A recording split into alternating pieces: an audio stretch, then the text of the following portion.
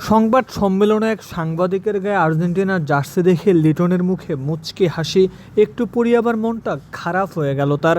সকাল 7টায় আর্জেন্টিনার ম্যাচ, আর চট্টগ্রামে অস্ট্রেলিয়ার বিপক্ষে প্রথম টি-20 দুপুর 2টায়। চাইলেও সকালে উঠে লিটনের আর্জেন্টিনার ম্যাচ দেখার সুযোগ নাই। তাই তো ম্যাচ দেখবেন কিনা এমন প্রশ্নে মাথা নেড়ে না করে দিলেন লিটন কুমার দাস। লিটন আর্জেন্টিনার ডাইহার্ট ফ্যান। কদিন আগেই আর্জেন্টিনার জার্সি গায়ে ভিডিও করে নিজের ফেসবুক পেজে পোস্ট করেছেন। তাতে লিখেছেন, when it comes to football Argentina is the only choice, let's win it again, ভামোস। সেই লিটন এবারের বিশ্বকাপে আর্জেন্টিনার প্রথম ম্যাচটা দেখতে পারবেন না। ন্যাশনাল ডিউটি তো সবার আগে। লিটনের তাই মন খারাপ হওয়াটাই তো স্বাভাবিক। এদিকে ফুটবল খেলে গা গরম করে তবেই শুরু হয় ক্রিকেটারদের মাঠের অনুশীলন। ক্রিকেটাররা ফুটবলটাও দারুণ খেলেন।